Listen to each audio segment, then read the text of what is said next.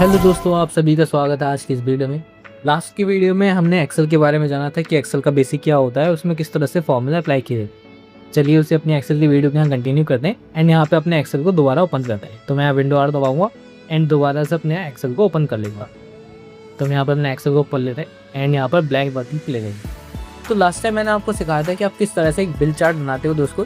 आज हम सीखेंगे कि किस तरह से हम यहाँ पे एक मार्कशीट क्रिएट कर सकते हैं एंड किस तरह से हम यहाँ पे और ऑप्शंस को यूज़ कर सकते हैं।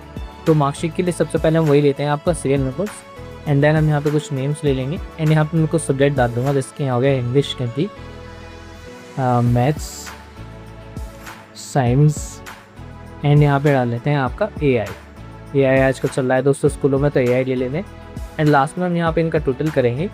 फिर यहाँ पर हम इनकी निकाल देंगे परसेंटेज। तो इतनी मार्कशीट हमें तैयार करनी है। तो यहाँ पर मैं सीरियल नंबर डालता हूँ 1 2 एंड जैसे मैंने आपको लास्ट टाइम भी बताया था, दोनों को साथ में हम यहाँ सेलेक्ट करेंगे एंड इनको यहाँ हम ड्रैग कर लेंगे। तो ये ऑटोमेटिकली सारे नंबर्स फिल हो जाएंगे। मैं 5 तक ही लूँगा तो ये 5 तक नंबर आ गए। एंड नेम में यहाँ पर डाल लेता हूँ कि मैंने नेम यहाँ पर डाल दिया ABCDE।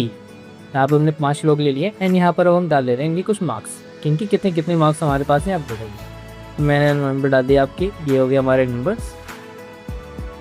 सेम हम यहाँ पर भी नंबर डालेंगे कुछ, सेम इसी तरह से यहाँ के भी नंबर डाल देते हैं गाइस। सेम यहाँ पे भी कुछ नंबर डाल दे रहे हैं। यहाँ पर दिया इसी तरह से कुछ नंबर खरीदा दे। दोस्तों हमने यहाँ पर ये सारे नंबर्स दे दिए स्टूडेंट्स को, किसके कितने नंबर सब्जेक्ट्स के अंदर आए हैं। एंड अब मुझे क्या करना है कि इन सभी नंबर्स का मुझे यहाँ पे टोटल फाइंड आउट करना है। तो टोटल फाइंड आउट करने के लिए हम यहाँ पे फॉर्मूला यूज़ करते हैं अपना सम का। तो हम यहाँ पे लगाएंगे इक्वल एंड यहाँ पे फॉर्मूला लगा देंगे आपका सम। एंड सम लगाने के बाद दोस्तों मैं यहाँ पे अपना ब्रैकेट ओपन कर लूँगा एंड ये जो मेरी वैल्यूज आ रही हैं सभी को मैं एक साथ सेलेक्ट कर लेंगे। एंड जैसे ही मैं इन सबको एक साथ सेलेक्ट करूँगा एंड यहाँ पर मैं एंटर प्रेस करूँगा तो आप देखोगे यहाँ पर हमारी वैल्यूज़ का टोटल आ जाएगा। तो इस तरह से दोस्तों हम टोटल निकालते हैं, यानी कि हमारे पास ये सब्जेक्ट है, इन सभी को हमने लिया एंड इन सभी का टोटल निकाल दिया। एंड फिर मुझे यहाँ पे एक परसेंटेज निकालनी है। तो परसेंटेज के लिए मैं इक्वल का साइन लगाऊंगा दोबारा एंड यहाँ पे इस टोटल को सिलेक्ट करना है। अब दोस्तों एक चीज़ का आपका ध्यान रखना है कि परसेंटेज कैसे निकलती है कि टोटल को आपको डिवाइड करना है जितने सब्जेक्ट आपके पास हैं। 1 2 3 4 5, मेरे पास 5 सब्जेक्ट है तो इसमें मैं 5 से डिवाइड कर दूंगा एंड जैसे ही मैं इसे डिवाइड बाय 5 करूँगा यहाँ पर मेरी परसेंटेज निकल जाएगी। एंड मैंने आपको लास्ट टाइम भी बताया था ये फॉर्मूले कैसे एप्लीकेबल होते हैं। आप इन सभी को एक साथ सेलेक्ट करोगे एंड यहाँ पर इसे ड्रैग कर दोगे तो सारे फॉर्मूले लग जाएंगे। अब मुझे वैल्यू सेंटर्स में करनी है, तो सेंटर में करने के लिए क्या करना होता है, पूरे को सेलेक्ट करेंगे एंड यहाँ पर इसको सेंटर अलाइन कर देंगे। तो सेंटर अलाइन करती सारी वैल्यू सेंटर में आ जाएंगी दोस्तों। अब मैं यहाँ पे ऑलरेडी परसेंटेज निकाल चुका हूँ, टोटल निकाल चुका हूँ, तो मुझे यहाँ पर एक डिवीज़न निकालनी है ताकि मुझे पता चल जाए कि किस बच्चे की कौन सी डिवीज़न आई है, फर्स्ट है या सेकंड है या थर्ड है। तो उसके लिए मैं यहाँ पे डिवीज़न लिखूँगा। अब दोस्तों यहाँ पे हम फॉर्मूला यूज़ करेंगे अपना लॉजिकल फॉर्मूला। तो लॉजिकल फॉर्मूले को आपको ज़रा ध्यान से देख के सीखना है ताकि आपको प्रॉपर समझ में आ जाए कि किस तरह से यूज़ होता है। तो फॉर्मूला लगाने से पहले जैसे हम यूज़ करते हैं, पहले इक्वल का साइन लगाएंगे एंड यहाँ पे टाइप करेंगे फॉर्मूला इफ़। या इफ़ का मतलब हो गया अगर। तो हमने यहाँ पे कहा अगर वैल्यू परसेंटेज की ग्रेटर देन इक्वल होती है गाइस 60 के, तो यहाँ पर इसको फर्स्ट डिवीज़न दे दी जाए। अब दोस्तों आपके बाद ज़रा यहाँ ध्यान से समझनी है कि मैं यहाँ पे क्या लिखा कि मैंने यहाँ पर क्या कहा है कि अगर ये जो I3 की वैल्यू है यानी कि परसेंटेज की वैल्यू है, अगर वो ज़्यादा है यानी परसेंटेज अगर ज़्यादा है या बराबर है 60 के, तो वहाँ पे क्या मिल रहा है, डिवीज़न फर्स्ट मिल रहा है। सेम हम यहाँ पे दोबारा F लगाएंगे एंड दोबारा फॉर्मूला लगाएंगे एंड दोबारा मैं यहाँ कहूँगा अगर इस I3 की value greater then and equal होती है 45 की, तो यहाँ पे क्या डिवीज़न दे दी जाए, सेकंड दे दी जाए। अब दोस्तों यहाँ पे आप देखना कि मैंने सेकंड डिवीज़न दे दिया है। तो इसका मतलब क्या हो गया कि 45 से 60 तक जितनी भी परसेंटेज होंगी उन्हें क्या वैल्यू मिलेगी यहाँ सेकंड, एंड 60 से ऊपर जिनकी परसेंटेज होगी उन्हें क्या मिलेगा फर्स्ट। एंड सेम फॉर्मूला हम यहाँ दोबारा अप्लाई करेंगे। इफ अगर I3 की value greater than equals to 33 हो जाती है, तो यहाँ पर इनको क्या डिवीज़न दे दी जाए दोस्तों, थर्ड डिवीज़न दे दी जाए। तो यहाँ पर मैं लिखूँगा कि थर्ड डिवीज़न दे दी जाए, यानी कि अगर इस परसेंटेज की वैल्यू ज़्यादा या बराबर होती है 33 के, यानी अगर आपकी परसेंटेज 33 की इक्वल होती है उससे ज़्यादा होती है तो आपको यहाँ पर थर्ड डिवीज़न दे दी जाएगी। एंड अगर उससे भी कम होती है तो आपको यहाँ पे फेल कर दिया जाएगा। ये हमारा हो गया पूरा फॉर्मूला क्रिएट दोस्तों। एंड क्योंकि मैंने यहाँ पे 3 बार ब्रैकेट ओपन किया है तो मैं यहाँ पे 3 ही बार ब्रैकेट को क्लोज करूँगा एंड मैं यहाँ पर कर दूँगा एंटर एंड मेरी यहाँ पर डिवीज़न भी आ जाएगी। एंड इसके यहाँ पर जैसे मैं इस तरह से करूँगा तो ये मेरा पूरा का पूरा फिल हो जाएगा। अब दोस्तों यहाँ पर हम एक चीज़ यूज़ करने वाले हैं आज, जो कि है हमारा कंडीशनल फॉर्मेटिंग। अब कंडीशनल फॉर्मेटिंग कैसे यूज़ करते हैं वो देखिए। मैंने इन सभी को यहाँ पर सिलेक्ट किया, सिर्फ मार्क्स वाले पार्टीशन जो है कंडीशनल फॉर्मेटिंग में मानो। अब यहाँ पे सबसे पहला ऑप्शन आपको दिया हुआ है हाईलाइट सेल रूल्स। तो पहले इनके बारे में जान लेते हैं, जिसमें पहली चीज़ है ग्रेटर दैन। मैं यहाँ पे ये देखना चाहता हूँ कि कितने बच्चे ऐसे हैं जिनके मार्क्स ग्रेटर देन 80 आए हैं। तो जैसे मैं ग्रेटर देन 80 लिखूँगा तो 80 वाले मार्क्स यहाँ पर हाईलाइट हो जाएंगे। एंड अगर आप यहाँ ओके करेंगे तो ये आपका इसी तरह से हो जाएगा। बट अगर आप इससे नहीं रखना चाहते तो आप कैंसिल कर सकते हो। तो मैं भी आपको सिर्फ बता रहा हूँ, तो मैं यहाँ से कैंसिल कर देता हूँ।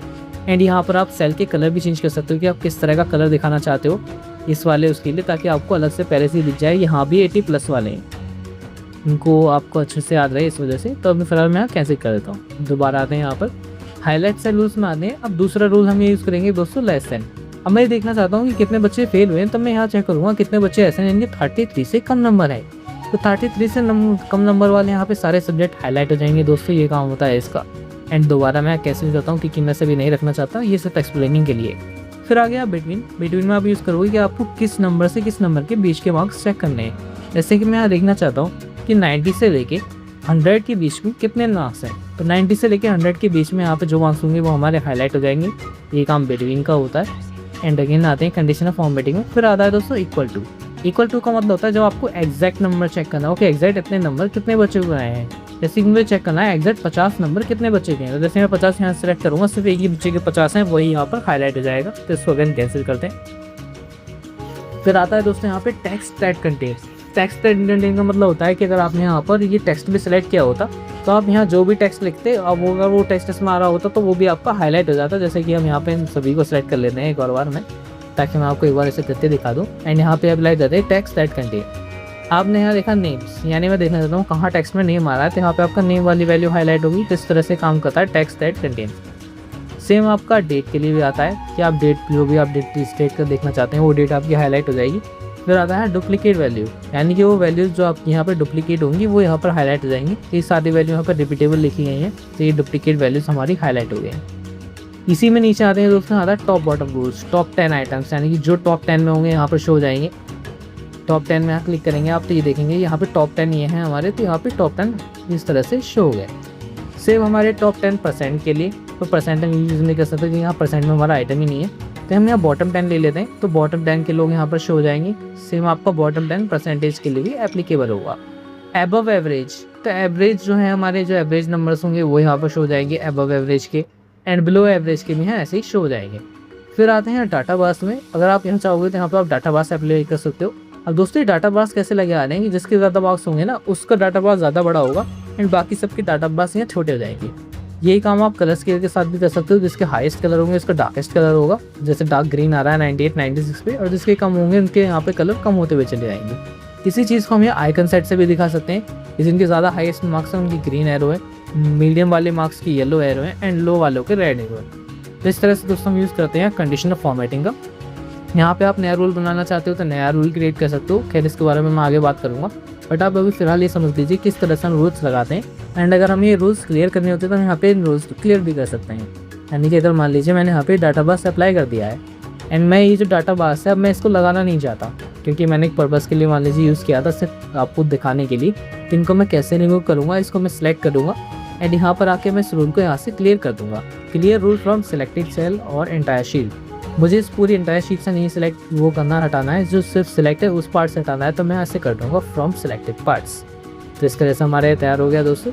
लास्ट टाइम की तरफ भी इसमें सेम फॉर्मेटिंग करेंगे, यहाँ तक सिलेक्ट करेंगे, इस सेल को मर्ज करेंगे एंड यहाँ पर हम अपनी हेडिंग डाल देंगे मार्कशीट, क्योंकि हम मार्कशीट बना रहे हैं तो मैंने यहाँ हेडिंग डाल दी अपनी मार्कशीट।